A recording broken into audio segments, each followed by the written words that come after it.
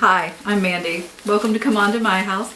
And yes, I am putting on gloves for a project because today we're going to use one of my favorite things to use in crafting, and that's spray paint.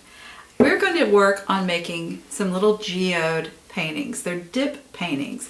And if you haven't tried them, it's fun, it's easy, but before you go to a big canvas, I really encourage you to start with one of these smaller canvases because it can take a few times to really get your project right. Don't feel bad if it doesn't turn out exactly the way you wanted the first time.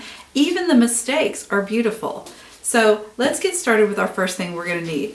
You need a basin with water in it. A bucket works great, but for our purposes today, because we're doing a very small canvas and it definitely has plenty of room to dip down, we're using this plastic tub. The next thing we're going to do is probably the most important thing. We're going to spray paint. And if you get above your basin and you spray down, you'll see that it creates a nice glow across the water there. You're going to start with different colors and just spray each layer in. And before you get started, make sure your room is ventilated. You're going to need to make sure that you've shaken your container. The gold is one of my favorite elements to add. If you've ever looked at a geode or even a geode painting, you'll notice that there are lots of little gold veinings that are really nice. I like to add a little bit of white here and there. It just gives it a fun element. A little bit of black.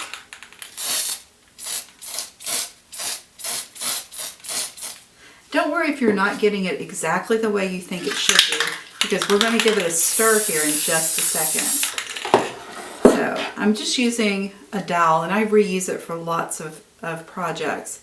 And I'm giving it a little stir, and it's creating a pattern on the water. You can kind of play around with it a little bit. And then our next step, we're going to take the canvas, and I like to use my fingers like this, and we're just going to slowly press down and let the canvas soak it up. And I like to go all the way to the back of the canvas just to make sure that all the edges are covered. And there is our finished product. You see a couple little white spots here. You can always turn the paint to maybe cover those. You could even take a little spot from like this and give it a little cover. Another thing that I like to do, because a naturally occurring geode would have a little bit of a crystallized vein in it, sometimes I'll take a little bit of glitter and just sprinkle just a tiny bit over it. And you can see in this one right here how in the end product that little bit of glitter really gives it a pop or a shine.